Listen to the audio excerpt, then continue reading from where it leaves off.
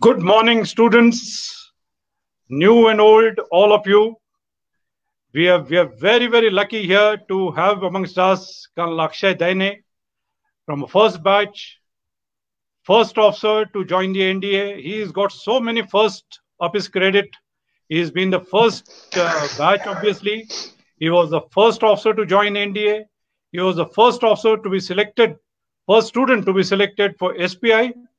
He was the first to join the academy, NDA, IMA, and thereafter he has also been the first pilot of our school. So, good morning, Jai Hind, and welcome, Lieutenant Colonel Akshay Daine. Good morning, sir. It's a great privilege and honor for me to come back and talk to each and every ex-student as well as student of the school. And especially you, sir, you've given this opportunity to me to come and speak to all my school batchmates, everyone who's there associated with Deepshikha Gurukul. I'm so proud of it, sir. Great, Akshay. Akshay, सगळ्या विद्यार्थ्यांसाठी तुमचा अक्षय दादा इथे आलेला आहे ही आपल्यासाठी खूप अभिमानाची गोष्ट आहे. आणि मला माहिती आहे की तुम्ही सर्व अक्षय दादाला भेटायला आणि त्याला काही त्याच्याकडून ऐकायला, त्याला प्रश्न विचारायला खूप उत्सुक आहात. तर सर्वात पहिल्यांदा आपण अक्षय दादाची ओळख करून घेऊया. I will run a small presentation here. Sir.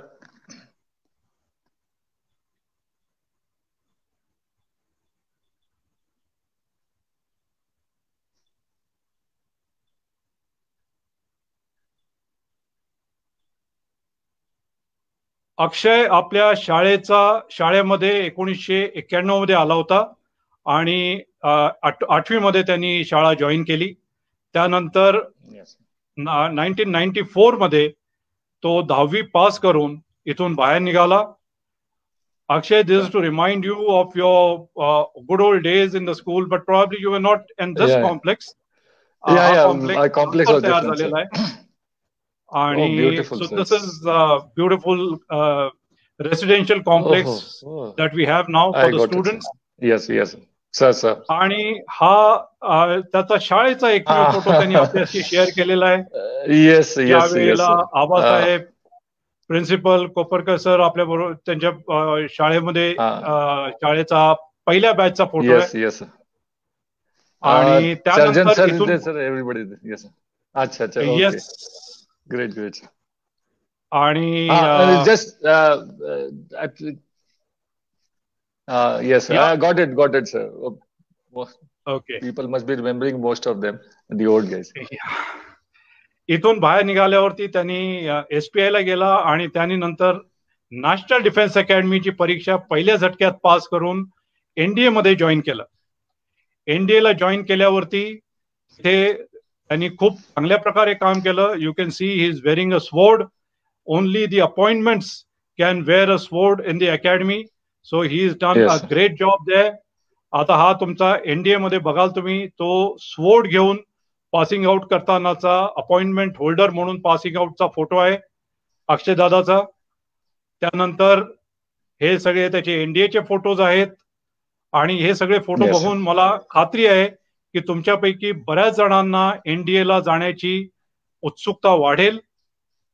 आणि अकॅडमी पास झाल्यावरती त्याला ओल्डेस्ट रायफल रेजिमेंट मध्ये राजपुताना रायफल्स मध्ये त्याला कमिशन मिळालं.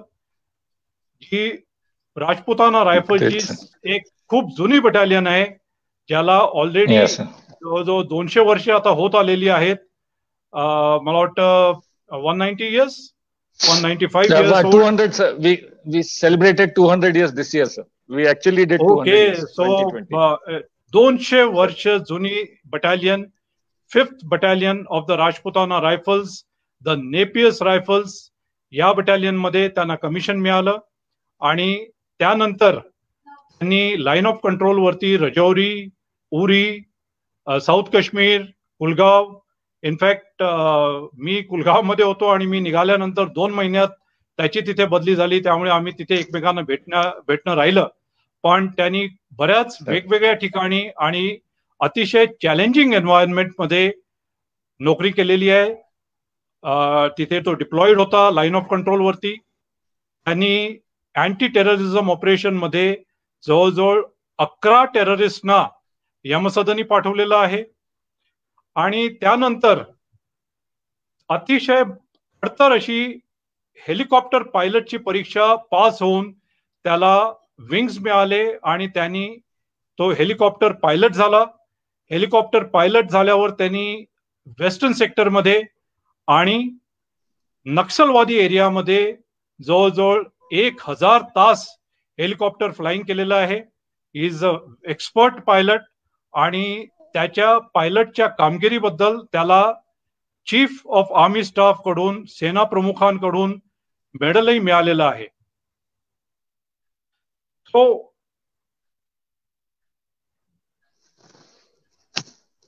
here we have amongst us a very, very versatile, decorated soldier, and we are very proud to have you amongst us, Akshay.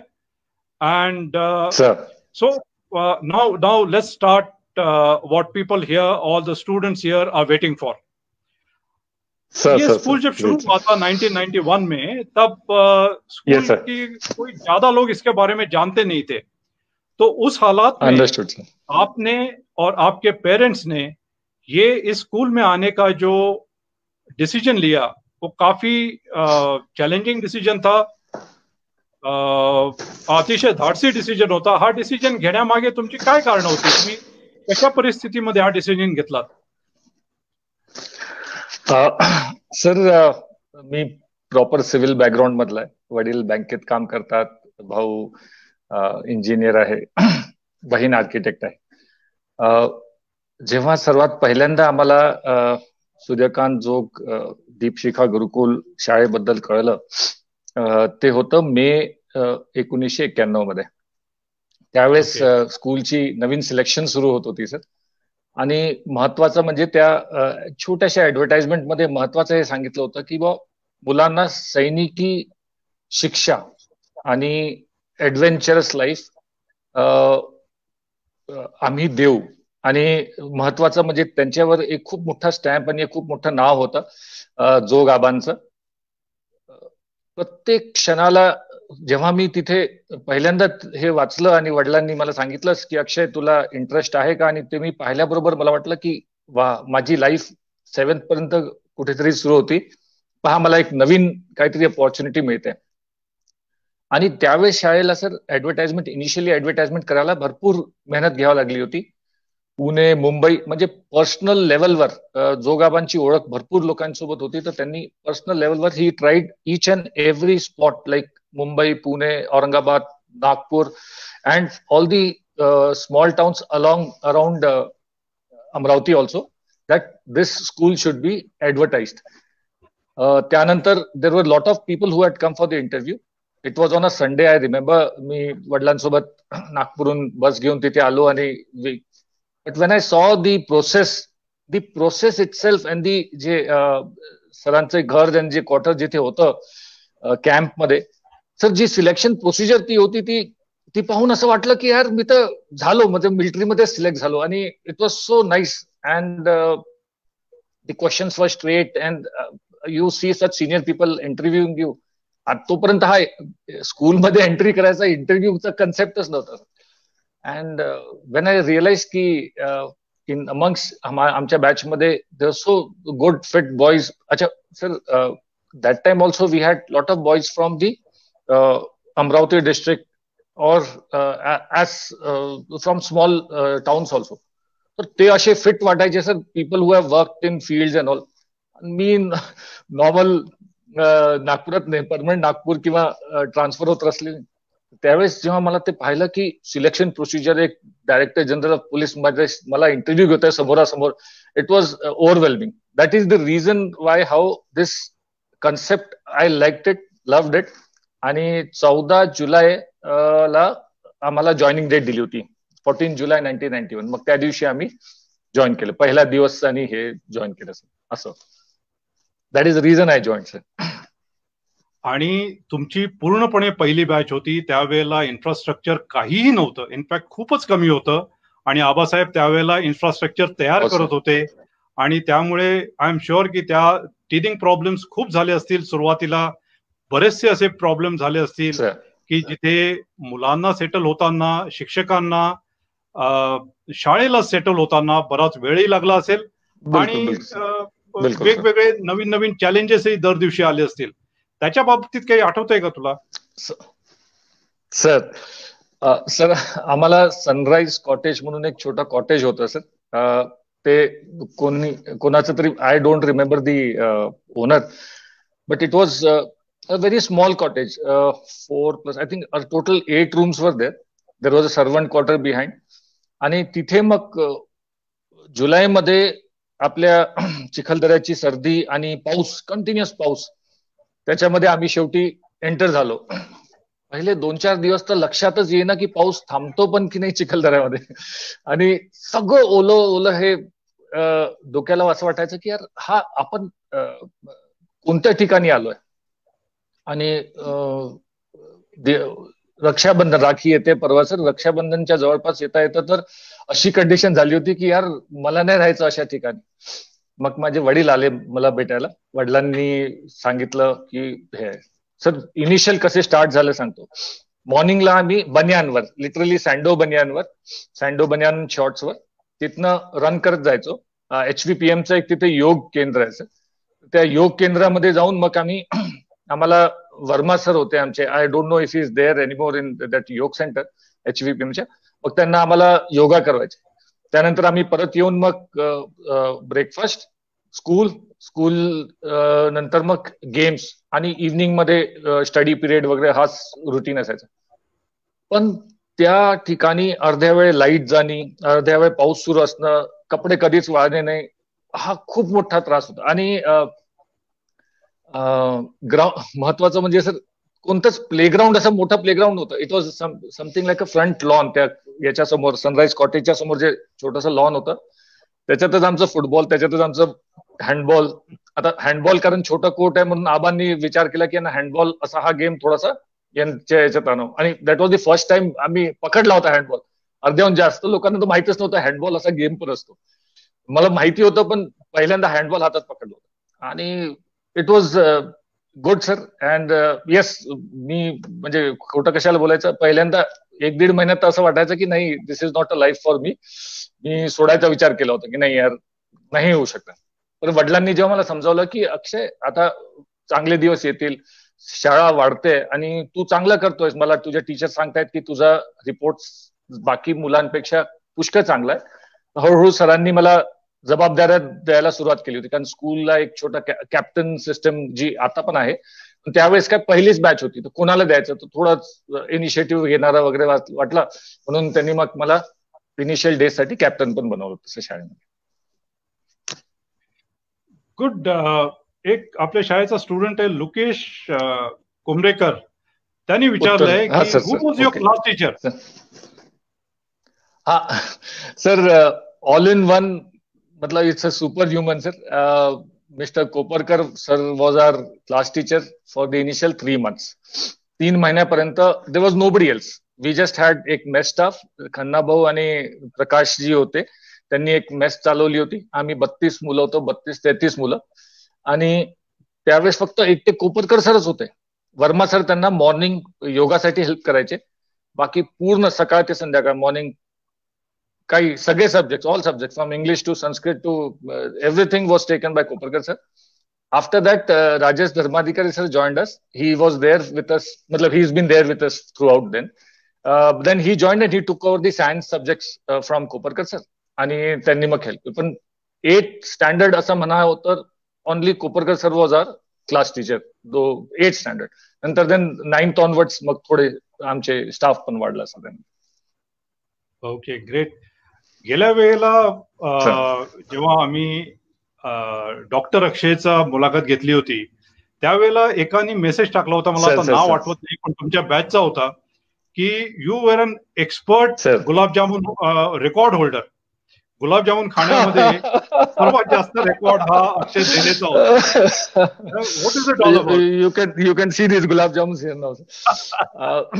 Sir, every Sunday, sir, we used to have a feast, and sir, if you look at it, we started in humble background, sir.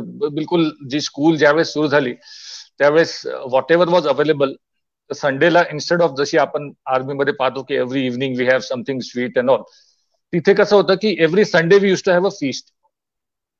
So there was a day when he say I think 3 महिन्यामध्ये एकदा तरी ते गुलाबजामुन करायचे आणि खवा वगैरे मिळायचा त्यामुळे खवा. पण मला गोड एवढं आवडायचं की शर्यतीनी sir I remember I had 60 gulab jamun खाल्ले होते.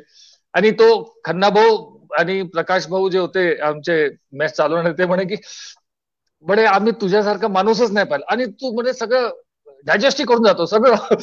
दे were very happy. So everybody remembers me by that gulab jamun episode, and that's why people remember. मेरे बैच वाले तो all remember me because of that.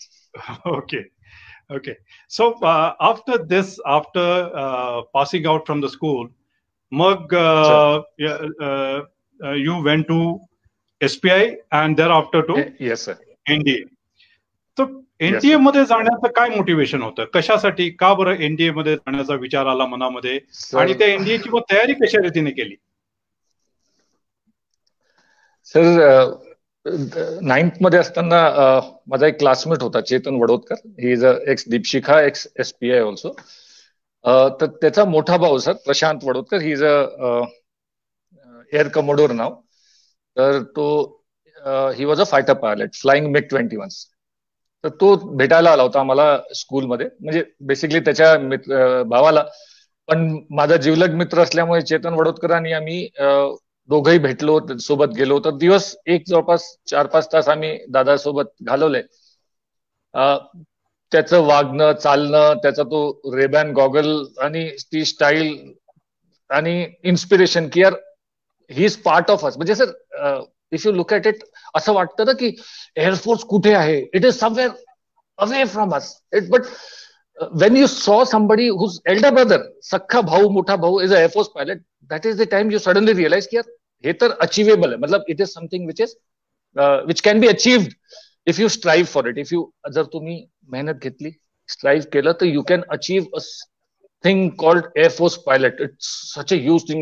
आता ते रफेल आले तर लोक बापरे त्या लोकांना असे देव घेऊन काहीतरी आलेत असं विचार करतात. त्याच्यातले 2 माझे कोर्समेटच आहेत. जो ग्रुप कॅप्टन हरकरियात आहे तो माझा कोर्समेटच आहे, एनडीए कोर्समेटच आहे तो. I was telling you that, and that is the time I realise की मला एनडीएत जायचंय.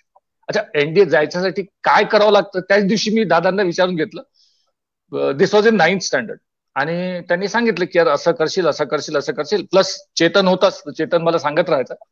And both of us then appeared for SPI. Luckily for SPI थोडी जास्त एस्टॅब्लिश्ड आहे सर, 1978 मध्ये एस्टॅब्लिश झाली आहे. तर त्यांच्याकडे थोडंसं रुटीन वगैरे फिक्स होतं. एनडीएची तयारी करून घेतली त्यांनी आणि मग मी त्यामुळे सगळं ठीक चाललं. फर्स्ट अटेम्प्ट मध्ये मी नॅशनल डिफेन्स अकॅडमी मग जॉईन केली सर.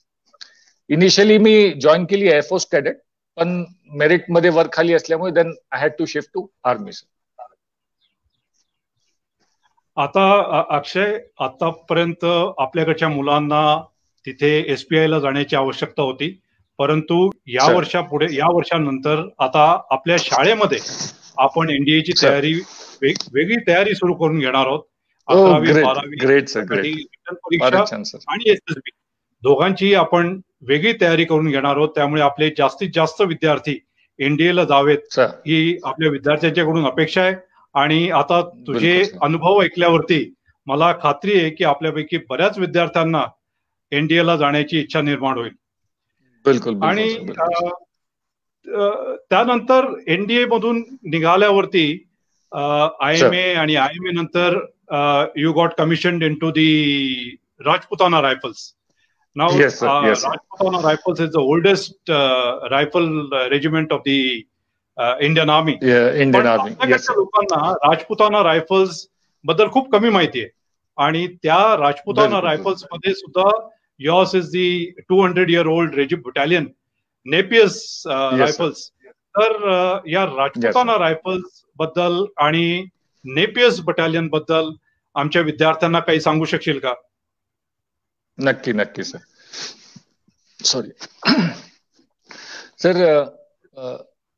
राजपुताना रायफल्स मी पहिले जॉईन का केलं हेही सांगून देतो सर.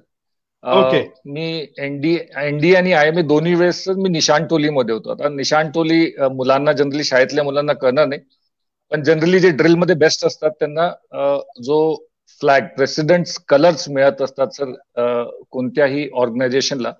महत्वाचं म्हणजे नॅशनल डिफेन्स अकॅडमी आणि इंडियन मिलिटरी अकॅडमी या दोघांनाही प्रेसिडेंट्स कलर्स मिळालेत. Colours are basically a flag which we are supposed to carry to the main parade ground.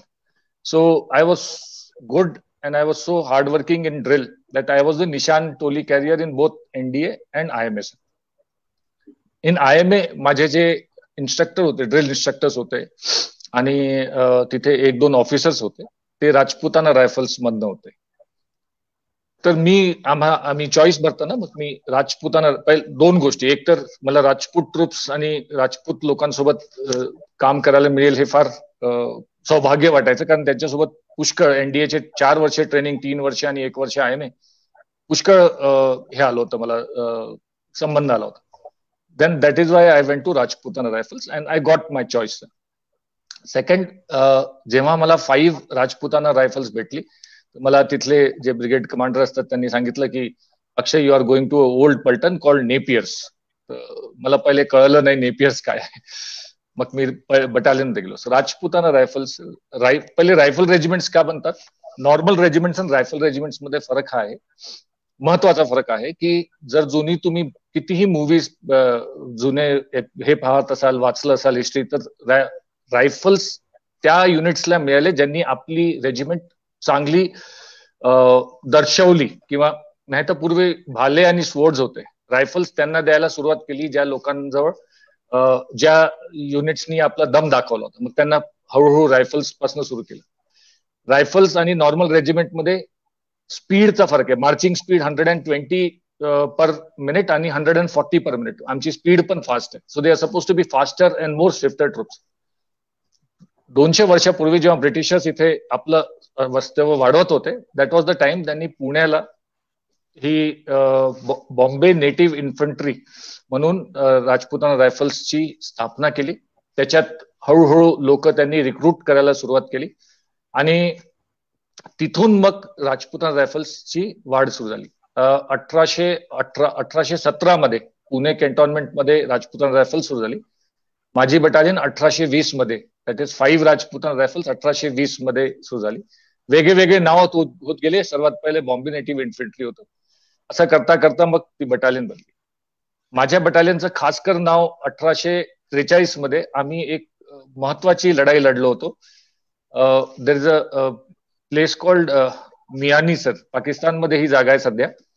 तर अफगाणी आणि हैदराबादी पठान्स, जवळपास 15,000 पठान्स तिकडनं अटॅक करत होते आणि या फुलेली नदी आहे, मियानी जागा आहे, तिथे आमची 800 लोकांची बटालियन आणि एक आमच्यासोबत एक सिंध हॉर्स म्हणून रेजिमेंट आहे सर अहमदमध्ये. या 2 रेजिमेंट्सनी 15,000 घोडस्वार होते सर, विथ सक मॅशेट्स होते त्यांच्याजवळ, तलवारी भाले सगळं. आम्ही या 800 लोकांनी ती जागा वाचवली, त्या लोकांना म्हणजे तिथे संपवलं आणि ते लोक पळून गेले. सो ती बहादुरी पाहून आमचे जे ब्रिगेडियर जनरल होते त्यावेळेस, general Napier's, sir Charles Napier's, he was a military commander. तर त्यावेळेस खूप मोठी गोष्ट होती. जशी आपल्याकडे राजा काही खुश झाला तर सोनं द्यायचा किंवा आपल्या गळ्यातली माळा टाकून द्यायचा. So he said the battalion can use my name throughout its what existence. तर त्या दिवशीपासून त्याच्या 3-4 वर्षानंतर मग म्हणजे त्यांना ऑब्व्हियसली ते हयात नसताना त्यानंतर आम्ही बटालियनला हे नाव दिलं, 5th battalion Napiers the Rajputana Rifles. आम्ही नेपियर्स पहिले लावतो, राजपुताना रायफल्स नंतर. 5th battalion Napiers, and we are very proud of it and we have excellent troops. The boys are म्हणजे ते नाम नमक निशान ह्या सगळ्या गोष्टी ज्या आपण ऐकतो, तर जर तुम्हाला माहिती असेल तर तोलोलिंग आणि इथे हनीफ, हे कॅप्टन हनीफुद्दीनचं नाव ऐकलं असेल. पूर्ण 2 राजरेफ आणि 11 राजरेफ 1999 मध्ये कारगिलच्या वेळेस या दोन्ही राजपुताना रायफलच्या 2 बटालियन्सनी खूपच सुंदर म्हणजे अति सुंदर काम केलं आणि तुम्ही कारगिल बद्दल वाचाल या दोन्ही बटालियनचं नाव नेहमीच समोर येईल. That is the reason I joined Napier sir and yes Rajputana Rifles is I am proud to be part of Napier sir. In fact, Akshay, I was with Hanifuddin in Turtuk sector when the battle happened. I saw Revan Rajif quarters. आणि battle of Miani बद्दल एक महत्वाची गोष्ट अशी आहे की हे दोन बटालियन्सनी 15,000 अमीरचे जे सैनिक होते त्यांच्यावरती मात केली. मुख्यपणे ती मात केली त्यांच्या डिसिप्लिनमुळे. ह्यांचं डिसिप्लिन, नेपियर्सचं डिसिप्लिन, त्यांच्या दोन्ही बटालियनचं डिसिप्लिन एवढं चांगलं होतं, वेअर एज इन कम्पॅरिझन ते जे ट्रायबल्स होते त्यांचं डिसिप्लिन खूपच वीक होतं. आता इनफॅक्ट आपला एक स्टुडंट आहे की Prateek Tabhane is a topper of this year 10th standard. त्यांनी विचारलेलं आहे की आपल्या डिसिप्लिनचा, शाळेतल्या डिसिप्लिनचा आर्मीमध्ये किंवा अकॅडमीमध्ये किंवा नंतरच्या आयुष्यामध्ये जी शाळेमध्ये डिसिप्लिन शिकलेलो आहे त्याचा पुढे कसा आणि काय फायदा झाला. सर खूपच महत्वाचा प्रश्न आहे. तुम्ही लाईफमध्ये काही बनू शकता. जसं अक्षय पाटील न्यूरोसर्जन आहे, आमचा अमोल नालाटे खूप चांगलं काम करतो, ही इज गव्हर्नमेंट डॉक्टर. अभय जोगळेकर आहे माझ्या बॅचमध्ये. There are so many of them. I am sorry, हे माझे बॅचमेट्स असल्यामुळे मी त्यांची नावं तुम्हाला सरळ सांगू शकतो. अभिजित मेहरे सर एक आमचा अजून एक आर्मी ऑफिसर जो इंजिनियर्स मध्ये जॉईन झाला आफ्टर इंजिनिअरिंग. सर डिसिप्लिन हे आपण शाळेत जे शिकवताय की आम्हाला सर सांगतात व्यवस्थित उभं राहा, तुमचं शर्ट पॅन्ट टाय बटन वगैरे व्यवस्थित असली पाहिजे, ह्या गोष्टींनी त्यांची ही अपेक्षा नाही की यार बटन त्याची एक थोडी लूज असली की मी आज त्याला पनिशमेंट देऊ किंवा त्याचे शूज शाईन नसले की आज त्याला पनिशमेंट देऊ. ती डिसिप्लिननी तुमची लाईफ जी सुरू होते, आम्ही 8वी क्लासपासून पण तुम्ही 5वी क्लासपासून ते 12वी क्लास पर्यंत, त्यामुळे तुमच्या जीवनाला एक वळण मिळते, एक वेगळी चालना मिळते. तुम्ही आज पहा मुलं शाळेत जातात, परत येतात, अभ्यास करतात, 5 मिनिटं अर्धा तास खेळून येतात बाहेर, नंतर टीव्ही पाहायचं आणि संपला, दिवस संपला. तुम्ही जेव्हा दीपशिखामध्ये राहता तुम्हाला प्रत्येक गोष्टीची महत्व कळतं की right now this is the time for my studies, this is the time for my games, this is the time for my PT, this is how I should come for PT. My vest या t-shirt should not be dirty, my shoes should be clean, my hair should be cut.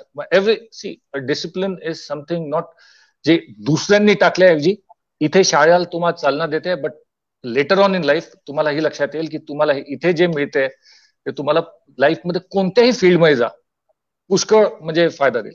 आर्मीमध्ये, NDA मध्ये I realised की NDA मध्ये खूप वेगळं structure आहे. NDA मध्ये जर तुम्ही ज्युनियर असाल, जसं इथे 5th क्लास झालं आणि 12th क्लास झालं, ज्युनियर असाल तर ज्युनियरला 4 वाजता बाथरूम क्लिअर करून निघून जावं लागतं. किंवा आणि पीटी किती आहे 6:30 वाजता, 6 वाजता फॉल इन आहे आमचं, पण 2 तास अगोदर क्लिअर वगैरे करून तयार होऊन शेव वगैरे करून सगळं नंबर 1 चांगला ड्रेस घालून आपल्या रूम मध्ये जा, बसा आणि मग थोड्या वेळानंतर इकडचे तिकडचे काम आणि कॉल्स येत राहतात. पण 2 तास अगोदर करावं लागतं. एसपीआय मध्ये आपलं सॉरी इथे असताना दीपशिखेमध्ये आम्हाला माहिती होतं की पीटी आहे, आम्हाला माहिती होतं की 5च टॉयलेट आहे. त्याच्या मागे तुम्ही पाहाल याच्या शाळेत, आता आय डोंट नो ते निघून गेले असेल, पण आम्हाला माहिती आहे की यार जर मला बाकीच्यांपेक्षा अगोदर तयार व्हायचं तर मी दुसऱ्यांचा वेळ न घेता मी अर्धा तास अगोदर जाऊन बाथरूम तयार होणं ते सगळे करून येतं. This discipline helps you everywhere throughout your life. That I'll come to later on. So pilot, for a pilot, being a disciplined is the most important part. If you don't look, if you're not disciplined, if you don't follow each and every step, जशी दिली आहे तशी book प्रत्येक गोष्ट लिहून ठेवलेली, then you cannot be a good pilot. Then you will take yourself and the people who are responsible for you down. तर that I'll come to that point, but discipline is the most important part in life. Yes, that again is not just to put तुमच्यावर pressure टाकायला नाहीये, तुमची पुढची life चांगली होण्यासाठी आहे. शाळेचं बेसिक ते होतं आणि आम्ही तेच again Koparkar sir, Dharmadhikari sir, Charjan sir ह्या 2-4 लोकांकडनं खूप व्यवस्थित पद्धतीने ऐकलं. गुड. हे जे शाळेत बाळकडून मिळालं होतं डिसिप्लिनचं, त्याचा खूप पुढे फायदा होतो. इनफॅक्ट ह्याच्या पुढे आम्ही सुद्धा मुलांना डिसिप्लिन अशा रीतीने शिकवायचा प्रयत्न करतो की त्याच्यामुळे त्यांच्या आयुष्याला एक वळण मिळेल. सो व्हेरी वेल सेड अक्षय.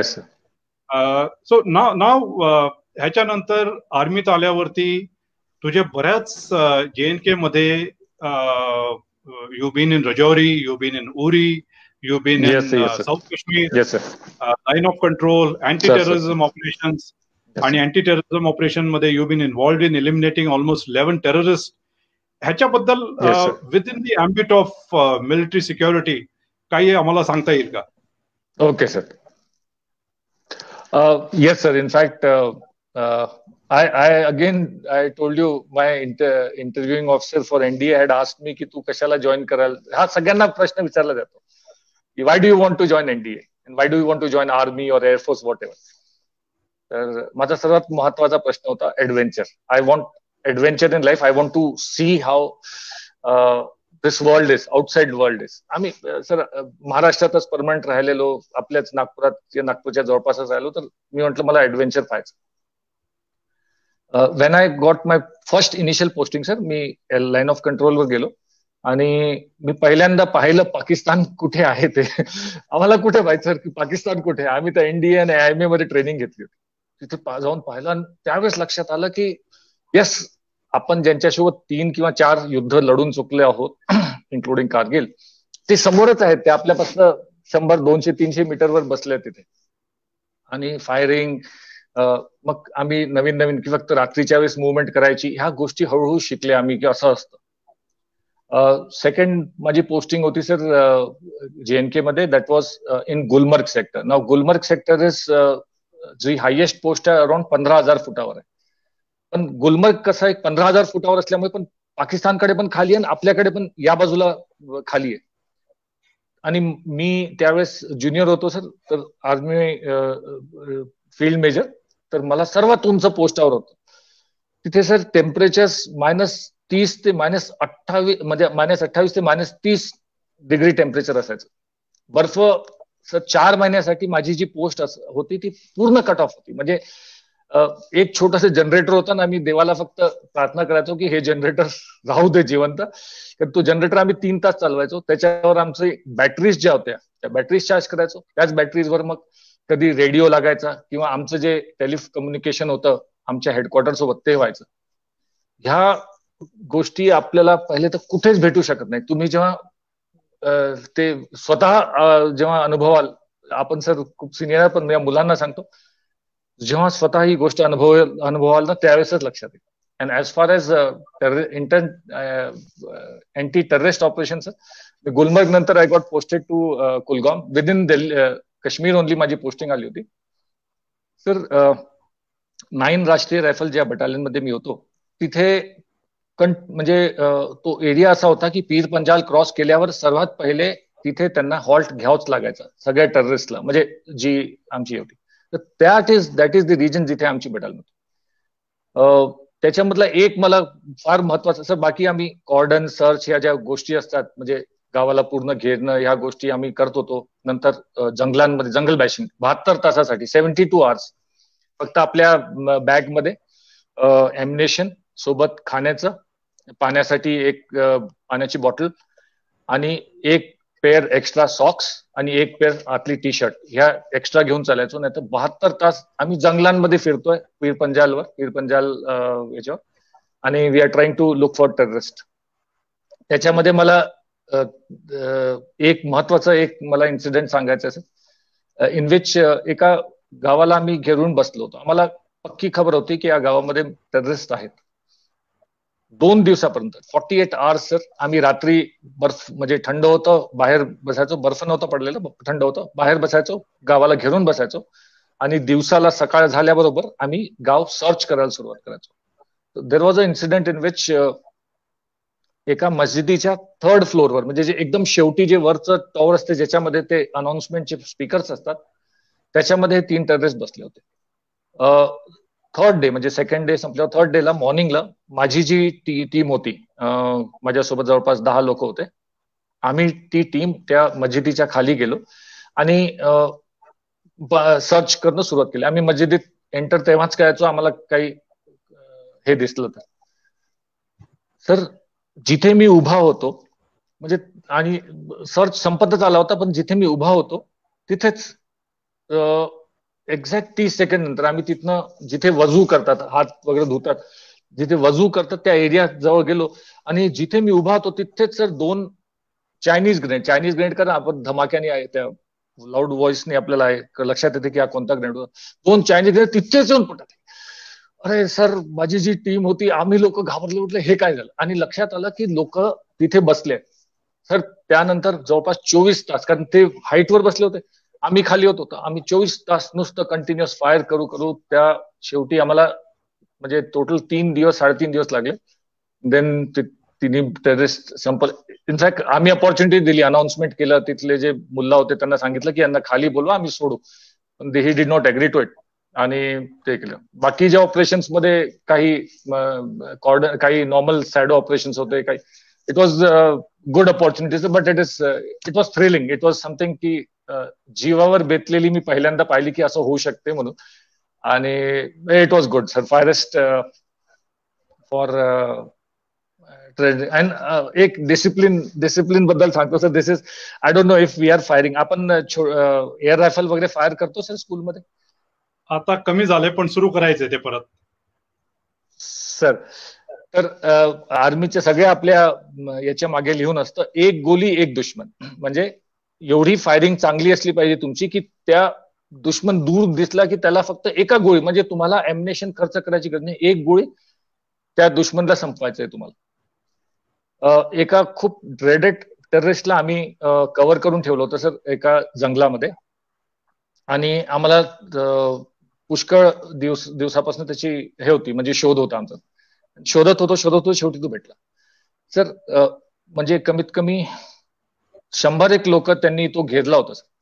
त्या माणसांनी त्या टेररिस्टनी निघताना त्याला वाटलं की यार इथे 1-2च जवान दिसत आहेत, आपण शिराव. पण सर एक जवळपास 20-21 वर्षाचा जवान सर, त्याच्याजवळ इन्सास रायफल, तो एका झाडाच्या मागे उभा होता. त्याला समोर आपल्यापासून 50 फुटावर दिसला. त्यांनी काही विचार नाही केला, त्याला माहिती होतं, त्याची ट्रेनिंग डिसिप्लिन एवढं क्लिअर होतं. त्यांनी त्याच्या इथला नेम घेतला सर, आणि फक्त एकच गोळी झाडली, एकच बस. ज्या गोष्ट म्हणजे आम्ही सकाळी 6 वाजेपासून संध्याकाळी 6:30-7ची गोष्ट आहे सर, अंधार पडतच होता. त्या मुलांनी, त्या जवानांनी सर 1 गोळी आणि 1 दुश्मन. आणि त्या दिवशी मला लक्षात आलं की डिसिप्लिन, की ट्रेनिंग किती कामाची आहे. ट्रेनिंगनी स्वतःचा पण जीव त्यांनी वाचवला, कारण त्याच्याजवळ तर AK-47 90-100 राऊंड होते. त्यांनी स्प्रे करायचा होता फक्त, त्यांनी 2-4 लोकांना तर घेतलं असतं सोबत. आणि फक्त डिसिप्लिनमुळे आणि त्या 1 गोल 1 दुश्मन त्याच्या याच्यामुळे ही जस्ट हिट हिम, फिनिश. आणि इट वॉज ड्रेडेड. म्हणजे त्या मुलाला सेना मेडल दिला त्यानंतर sir for that activity. Great. हा जो एरिया आहे पीर पंजालच्या बेसवरचा एरिया जो आहे हा always it use to be the stronghold of terrorism. आणि त्या एरियामध्ये 9 राष्ट्रीय रायफलनी खूपच सुंदर काम केलंय आणि बरेच अवॉर्ड त्या बटालियननी मिळवले त्या एरियामध्ये. And it was so nice की you got the opportunity to work there and see the anti terrorism operation from such close quarters. So my and the compliments from the entire school for a very great job that you've done there. And thank you so much. Now after this, you shifted to flying. म्हणजे ground वरती terrorism पूर्णपणे निस्तनाबूत केल्यावरती you wanted to kill them from the top. So how did this transformation happen to move from ground to the skies, blue skies? Sir Sir, as I told you, NDA मध्ये when I joined, I was an Air Force cadet. So due to some merit issues, आमच्याकडे त्या NDA मध्ये army, navy, air force तिघांची training सोबत होते. तर मेरिटमुळे मी army मध्ये shift झालो. जेव्हा मी आर्मी मध्ये शिफ्ट झालो आणि एनडीए मधनं पासआउट होत होतो, त्यावेळेस माझे एक कंपनी कमांडर होते, later major general I think Mathews म्हणून, सर, जॉन मॅथ्यूज और something, sir, is a mechanise infantry officer. तर त्यांनी म्हटलं, डोंट वरी अक्षय, तू बाहेर जाशील आर्मीमध्ये तर तू फ्लाइंग करू शकशील. I had forgotten everything, sir. Rajputana rifles, राष्ट्रीय रायफल्स आणि गुलमर्ग सारख्या जागी राहिल्यानंतर मला हे विसरून गेलो की आर्मीमध्ये एव्हिएशन किंवा हे असतं. लकीली एक दिवस गुलमर्गमध्ये असताना, सर, आमचे एक जनरल तिथे पाहणी करायसाठी हेलिकॉप्टरने आले आणि हेलिकॉप्टरने लँड झाल्यावर मी तिथे पाहिलं की एक army officer, 2 army officer, pilot आणि को पायलट खाली आले होते. सीओ आमचे त्यांना घेऊन गेले जनरलला आणि मी यांना दोघांना जागा दाखवण्यासाठी त्यांना ब्रीफिंग मी करतो. त्यावेळेस मी पाहिलं हे तर दोघंही आर्मी ऑफिसर्स आहेत. मी त्यांना म्हटलं, सर, आर्मीमध्ये हेलिकॉप्टर्स कुठनं आलेत? तर तो म्हणे, यार तुला माहित नाही. मी म्हटलं, सर, असं माहित नाही, पण मी इन्फंट्रीवाला, मला कल्पनाच नाही. मग त्यांनी कल्पना दिली की आर्मी एव्हिएशन मध्ये you can apply for it and you can join. तर मी म्हटलं, सर, पण it would be very difficult. ते नाही, काहीच डिफिकल्ट नाहीये, त्याचं पायलट ऍप्टिट्यूड टेस्ट. मी म्हटलं, सर, मी तर ती एनडीएच्या वेळेस पास केली आहे. तर जी पीएबीटी टेस्ट असते ती only once in a lifetime. You can only appear once in a life. This means the aptitude to become a pilot will be checked only once. Agar nahi hai, so you will not join. So I had cleared that test during NDA time. So I told him that I've already cleared. And that is the time I suddenly realized that, yeah, this is one field where I can even try. Again, I told you, sir, that adventure चा कीडा होता डोक्यामध्ये. I applied for it. It was tough. Selection was tough. Total प्रत्येक वर्षाला ते फक्त 35 officers select करतात, young officers, captains, lieutenant captains. आणि तिथनं मग मी I got selected. Luckily medically I was touch wood fit and सगळं व्यवस्थित होतं. आणि त्यानंतर आमची ट्रेनिंग सुरू झाली. 1.5 वर्ष ट्रेनिंग. एक HPT 32 म्हणून एअरक्राफ्ट होतं, त्याच्यामध्ये 6 महिने मग चेतक, जे हेलिकॉप्टर आम्ही उडवलं. आणि एअरफोर्सचे पायलट्स किंवा इन्स्ट्रक्टर्स, मी याच्यात एवढं घाबरलो नाही, टेररिस्टला जेवढं घाबरलो नाही, एअरफोर्सच्या इन्स्ट्रक्टर्सला घाबरायचो. They are ruthless, sir. आपण एअरफोर्स वाल्यांची लाईफ पाहतो की गॉगल आणि हे आणि ते, तसं नाही, सर. The cockpit is a ruthless place. Cockpit मध्ये तुम्ही चूक केली, तुमच्यासोबत काही होऊ शकते. तुमचं ते हेल्मेट तुटून जाईल, तुमचे गॉगल्स तुटून जातील. म्हणजे cockpit is something which man is made. म्हणजे त्या pilot is made actually. Man म्हणजे तिथे पायलट बनतो. And that is the time I decided की भाई कुछ भी हो जाए, पायलट तो बनना ही है. And that after staying with the air force people training for 1 year, we were sent to Nashik, sir. Nashik there is this combat army aviation training school, जिथे शेवटचे 6 months we learn about army aviation part of life. कसे rescue कसं करायचं, पेशंट्सला कसं operations मध्ये घेऊन जायचं, लढाई सुरू असली की कसा दारू गोळा एका जागून दुसऱ्या जागी पोहोचवायचा. तर that is what army aviation is all about. आणि म्हणून मग then I joined, sir. And it was tough. And after that around 1000 hours of flying western sector. And yes, some part also in Nakshal. This Nakshal was not a long stretch, sir, around 3 to 4 months. But Jagdalpur म्हणून एक जागा आहे, sir, Kondagaon, Jagdalpur, ह्या area पूर्ण जंगल आहे, भयानक जंगल. तिथे पायी जाऊ शकत नाही. दॅट वॉज द टाइम जिथे आम्हाला म्हटलं की you should go and help out the people on ground. तर आम्ही रायपूरहून मग फ्लाइंग करून हे सगळं केलं, सर. आणि army aviation was a great adventure, sir. आणि आय थिंक एक प्रश्न आहे, सर, एका स्टुडंटचा आपला अबाउट फ्लाइंग हेलिकॉप्टर्स, काहीतरी प्रश्नही होता त्याचा. अजय गवई 9th स्टँडर्डचा मुलगा आहे, त्यांनी हा प्रश्न विचारलाय की सर, फ्लाइंग करताना व्हॉमिटिंग सारखं उलटी वगैरे येते का, आणि हेलिकॉप्टर क्रॅश होईल याची भीती वाटते का? अच्छा. पुन्हा, सर, पर goes back to the same thing, discipline. जर तुम्ही डिसिप्लिन असाल, जर तुम्हाला माहिती आहे की हेलिकॉप्टर एका पद्धतीनेच बिहेव करेल, जर it is like a car or a motorcycle, जर तुम्हाला माहित आहे की तुम्ही सायकलची पॅडल मारल्याबरोबर सायकल पुढेच जाईल, ती मागे तर जाऊ शकत नाही. तर हेलिकॉप्टरमध्ये तसंच आहे. जर तुम्ही बटन ऑन कराल आणि त्याचे इंजिन ऑन कराल, नंतर त्याचे जे रोटर्स असतात ते ऑन कराल, आणि जसं तुम्हाला तुमच्या इन्स्ट्रक्टर्सनी, जसं तुमच्या टीचर्सनी, जे पायलट्स, जे सिनियर पायलट्स आहेत तिथे, जसं शिकवलंय तसं समजा तुम्ही केलं तर तुम्हाला कोणताच प्रॉब्लेम येणार नाही. Discipline, flying is all about discipline. आणि दुसरी गोष्ट, येस, व्हॉमिटिंग सेन्सेशन पुष्कळ लोकांना होतं, असं नाही की नाही होत, बट हेलिकॉप्टर दॅट वे पुष्कळ स्टेबल आहे. हा, तुम्ही फायटर्स पाहाल तर फायटर्स मध्ये वर खाली एवढे तुम्हाला राऊंड राऊंड राऊंड राऊंड घ्यावं लागतात की फायटर्स मध्ये पॉसिबल आहे. आणि येस, फर्स्ट टाइमर लोकांना नक्कीच व्हॉमिटिंग होतं. लकीली थोडासा इथे डोकं थोडस शांत असलं, व्यवस्थित जास्त रिस्क नाही घेतलं तर it is good. Is not a big problem.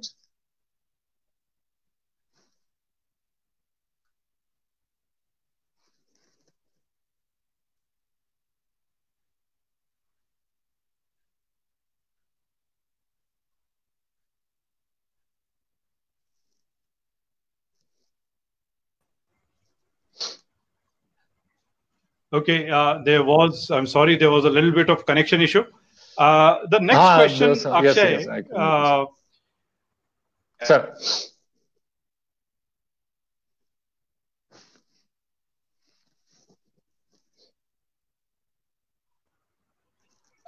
Flying केल्यानंतर, you were selected to represent the Indian Army and the India and our country to the UN mission in Congo.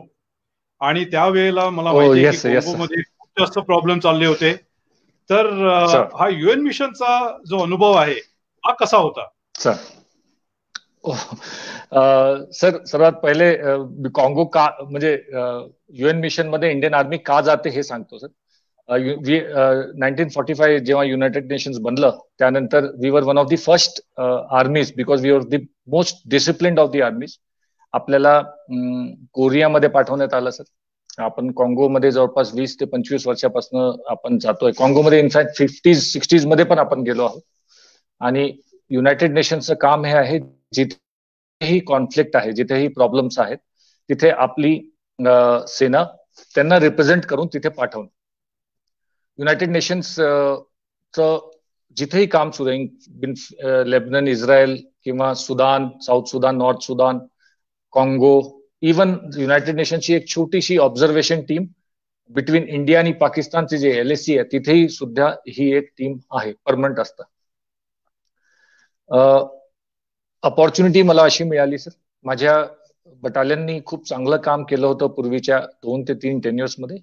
माझ्या बटालियनमध्ये मी सेकंड इन कमांड म्हणून, 2IC म्हणून मी battalion सोबत गेलो. आणि Congo ही ह्या ठिकाणी स्थिती फार वर खाली आहे. बेसिक जो हे आहे प्रॉब्लेम आहे, दॅट इज बिटवीन 2 क्लान्स. 2 जाती आहेत, एक हुतू ट्राईब्स आणि एक तुत्सी ट्राईब्स.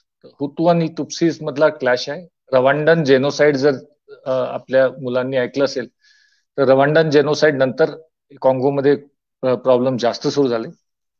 आणि माहिती असेल की नाही माहित नाही, पण Congo is the largest producer of diamond, gold, coltan, cobalt, tin, tungsten या गोष्टींचा खूप मोठा साठा तिथे आहे.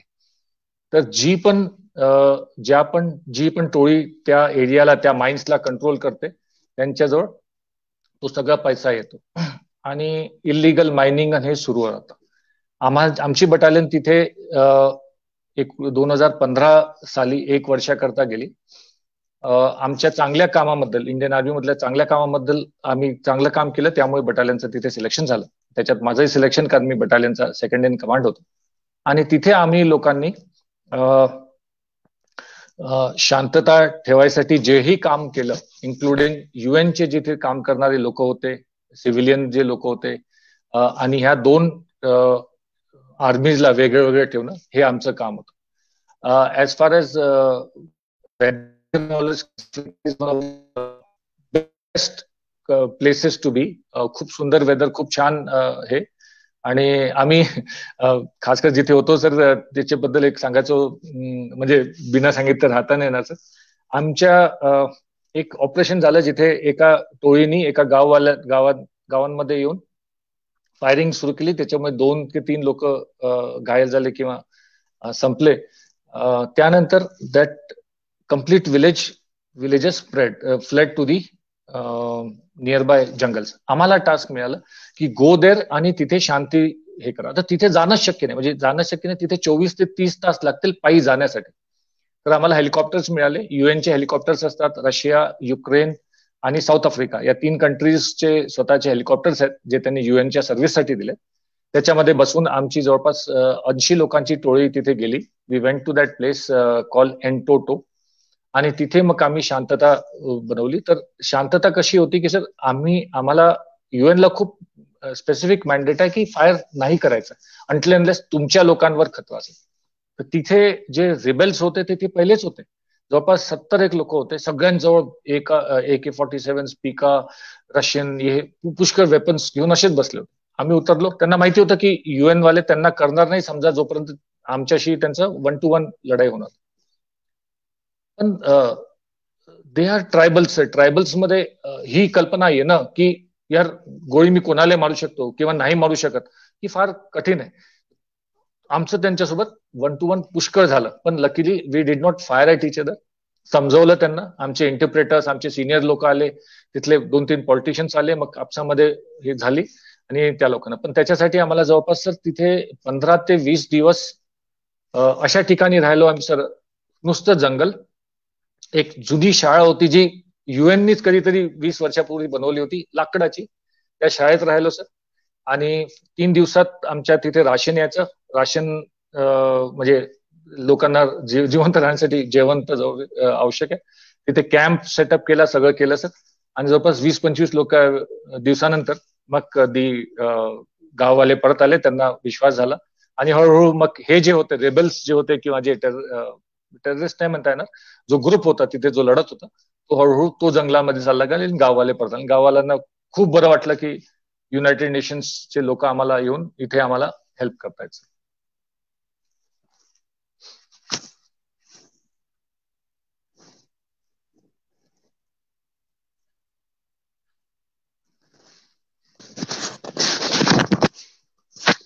सर म्यूट आहे.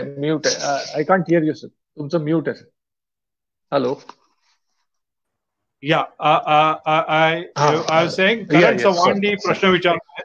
दादा शाळेमध्ये शिकलेल्या स्पोर्ट्सचा नंतर फायदा झाला का? ऑब्वियसली राजरे would have helped quite a lot. Sports is the strength of the Rajputana Rifles troops. So how did it help? Very true. Sir, म्हणजे ऍज अन ऑफिसर आपल्या तुमच्या खाली जे कमांड मध्ये सर लोक म्हणतात की इंडियन आर्मी एवढी फेमस काय, की इंडियन आर्मीचा जवान, इंडियन आर्मीचा ऑफिसर यांच्यामध्ये एवढी चांगली कोऑर्डिनेशन कशी आहे. सर आपले जवान आपल्या एका ऑर्डरनी त्याचा जीव द्यायला तयार आहे. त्यांना माहिती आहे की समोरून गोळ्या येत आहेत, पण जसा ऑर्डर दिला त्याच्या कंपनी कमांडरनी, त्याच्या कमांडिंग ऑफिसरनी ऑर्डर दिला तर ते त्याच्यासाठी जीव द्यायला तयार. पण ते पहिल्या दिवशी जाऊन तुम्ही युनिफॉर्म मध्ये उभं राहिले, मी तर ऑफिसर आहे आणि तिथे उभं राहिलं तर तसं नाही होत. तुम्हाला तुमची जागा बनवावं लागते. पुष्कळ बटालियन्स मध्ये पहिले जवळपास 1 महिने आम्ही जवानांच्या लाईन्स मध्ये राहतो. त्यांच्यासोबत त्यांचे दुःख, त्यांचं काम करण्याची प्रक्रिया जी आहे, सकाळी किती वाजता उठायचं, कशी सकाळचा चहा, त्यांची पीटीला तयार, त्यांच्यासोबत 1 महिना जवान ऑफिसर्स जवानांसोबत राहतात. त्यानंतर मग तो बटालियन मध्ये ऍज अन ऑफिसर मग त्याला वेगळी अपॉइंटमेंट मिळते. सर्वात महत्वाचं की तुम्ही त्यांच्यासोबत घाम गाळायला पाहिजे, त्यांच्यासोबत ट्रेनिंग करायला पाहिजे. राजपुताना रायफल्स मध्ये, राजपुताना काय सगळ्याच बटालियन्स मध्ये चांगले रनर्स असतात, खूप चांगले रनर्स असतात. मी दीपशिखामध्ये असतानाच मला पहिले खरंच रनिंगचा खूप काही आवड किंवा शौक नव्हता. पण जेव्हा आम्ही जी जवाहर नवोदयची जागा होती तिथे जेव्हा आम्ही आलो तर तिथे आम्ही 3.5 ते 4 किलोमीटरचा एक पूर्ण असा सर्कल इथनं जाऊन मेन रोडवर येऊन मग जिल्हा परिषद ग्राउंडला कव्हर करून आणि असं पूर्ण फिरून यायचो. आय डोंट नो सर आता आहे की नाही, मी जवळपास 7-8 वर्ष झाले तिथे येऊन. सर त्या ठिकाणी तिथे मला क्रॉस कंट्रीची सवय लागली. आणि सर मला अजूनही आठवते, मी 9th आणि 10th दोन्हीमध्ये फर्स्ट आलो होतो. 9th मध्ये फर्स्ट जेव्हा आलो त्यावेळेस मला अजूनही आठवतं सर, मी कम्प्लीट करतोय, जवळपास मला शाळा दिसायला लागली, पण मध्ये रानडुकरांचा एक कळप जवळपास 30-40 लोक रानडुकरांचा कळप मला क्रॉस करतो. अगदी घाबरलो, पण मी एकटाच होतो. कारण तुम्ही जेव्हा पुढे असता तेव्हा एकटेच असतं, मागचं पुष्कळ मागे होतं आणि थोडस धुकं हे थंडी होतं, पण मी कंटिन्यू. तर त्या मला अजूनही आठवतं सर, मी रनिंग मध्ये तिथे ठीक होतो. जेव्हा मी राजपुताना रायफल्स मध्ये गेलो तर इनिशियली हे लोक आपल्याला टेस्ट करतात की अरे पाहू हा किती धावू शकतो. तर मॉर्निंग पीटी मध्ये तुम्ही आपल्या पूर्ण टोळीला घेऊन धावायला सुरुवात करता. काय होतात मग जे थोडे बुढे आहे, थोडे ते मागे मागे मागे, पण जे यंग लॉट आहे ना, त्यांना सांगितलं असतं की या साहेबांना आज थकवायचं. सर म्हणजे पीटी टाइम संपला सर, 10-11 किलोमीटर झाले, मी सोडलंच नाही. मी म्हटलं यार काही केलं आज यांना सोडायचं. आणि फर्स्ट ते जे पहिले 3 मुलं होते सर, शेवटी फक्त पहिले 3 आणि 1 मागे फक्त 4 लोक धावत होते. आणि आय स्टील रिमेंबर, ते लोक अजूनही ती गोष्ट विसरत नाही. म्हणजे की साहेब हमने सब ट्राय करके देख लिया, तुम्ही थकतच नाही, म्हणजे तुम्हाला जाणीवच होत नाही की म्हणजे तुम्ही आमच्यापेक्षाही चांगले आहात ऍज फार एज पीटी और फिजिकल इज कन्सर्न. आणि दुसरं games you set sir, volleyball, kabaddi पण आम्ही शाळेतच पहिल्यांदा शिकलो सर, आणि हँडबॉल न्यू गेम, मी पहिले कधीच खेळलो नव्हता. तर all this games everything helps you in your career. अच्छा, मी I am telling you as an army officer because I am an army officer. When you go outside world मध्ये तुम्ही प्रत्येक गोष्टीमध्ये तुम्हाला कॉम्पिटिशन असेल. फक्त कलिग्स मध्येच कॉम्पिटिशन असेल, तुमचे खालचे वर यायला पाहत असतील, वरचे तुम्हाला दाबायचा प्रयत्न करतील. जेव्हा तुम्ही चांगले कॉम्पिटेटिव्ह स्पिरिटमध्ये आणि चांगला स्पोर्ट्समन असाल तर you will not have any problem in life. There is no doubt about it. That is a bottom line की तुम्हाला अपॉर्च्युनिटी मिळते त्याचा पूर्ण फायदा घ्यायलाच हवा. Good. Respect has to be earn, it cannot be given on the platter. Yes. आणि आपले जवान नेहमी प्रयत्न करतात to break an officer and to see how good he is. So obviously you have to be good with them, and especially in infantry you have to be better than them. And I'm happy की दीपशिखा मध्ये राहिल्यामुळे तुला त्यांच्यापेक्षा चांगलं काम करण्याचा करता आलं, because Deepshikha's foundation was so strong. Yes sir, it was. आता आपल्या एका जय चरपे 12th स्टँडर्डचा मुलगा आहे, त्यांनी प्रश्न विचारलाय की which is a better entry. त्यांनी खरं तर विचारलंय की एनडीए और एसएसबी. आता NDA SSB is not a entry, पण प्रॉब्ली आय थिंक त्याचा प्रश्न असा असावा की एनडीए का आफ्टर ग्रॅज्युएशन IMA OTA करून जाणं, विच इज अ बेटर. आता आम्ही इथे 12वी नंतर सगळ्या मुलांना एनडीएचं प्रशिक्षण देण्याचा प्रयत्न करतो आणि सगळ्यांना कंपल्सरी करतो की सगळ्यांनी एनडीए मध्ये जाणं आवश्यक आहे.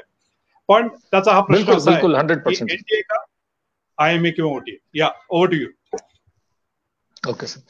So the question is very fundamental, sir, and very clear. It is what you want to do in your life.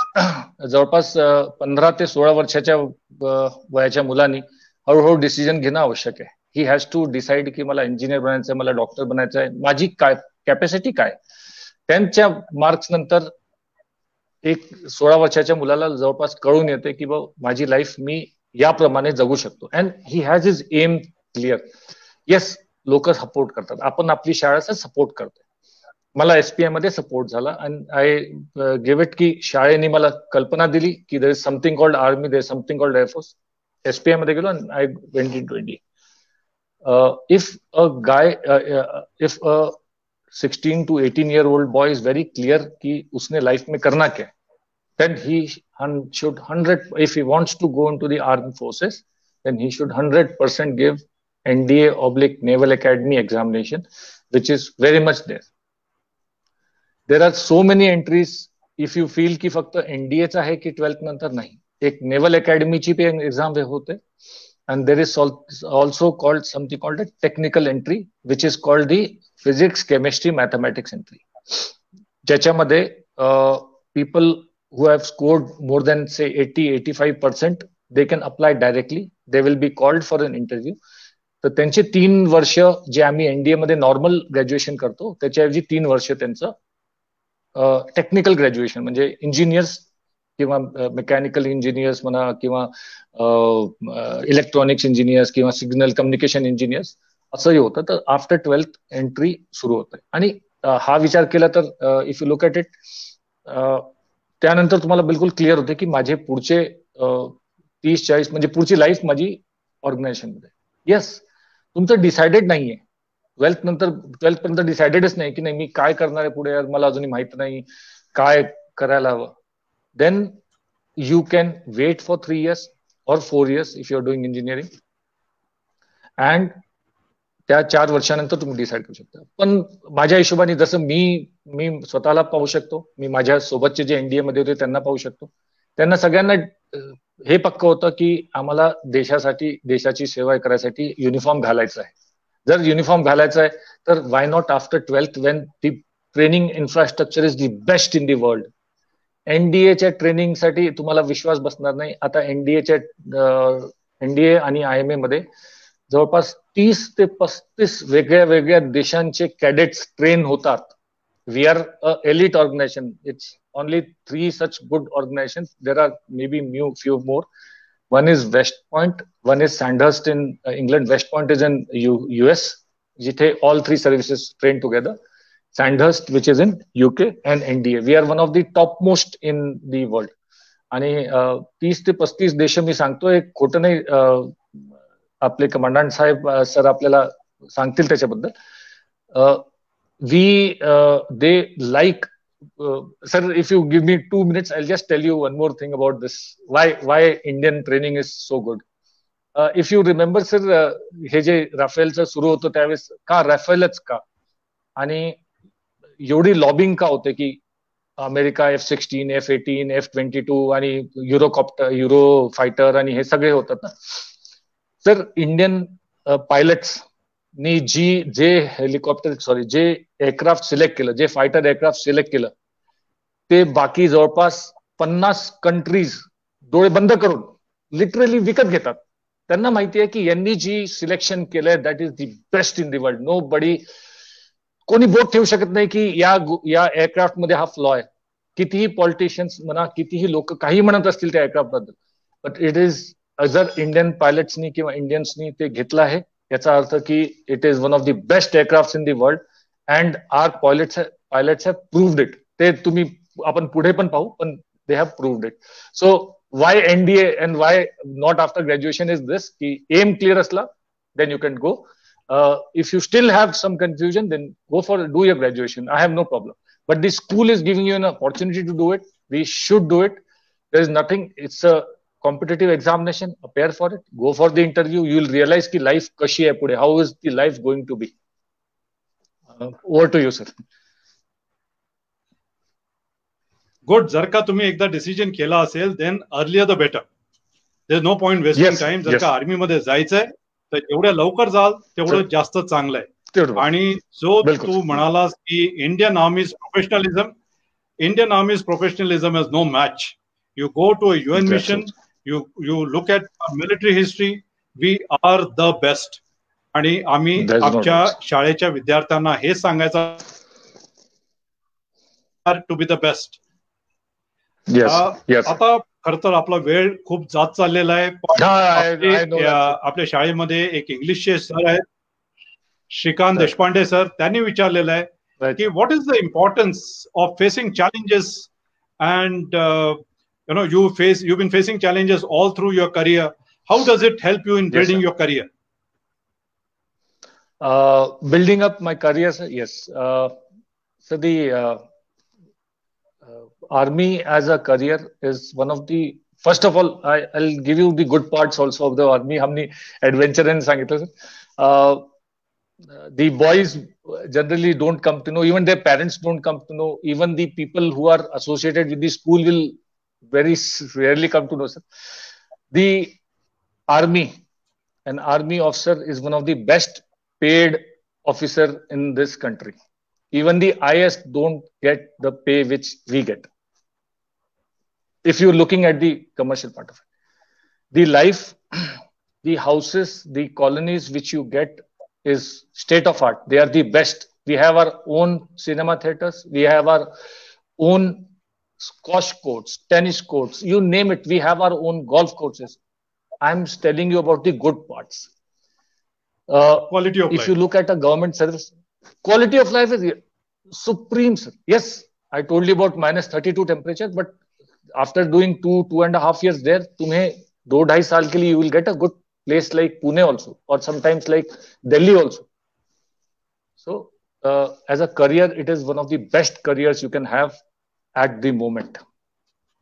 Second part, your career choices, like Deshpande sir is asking, your career choices and your hard work will give you promotions, will also give you better postings.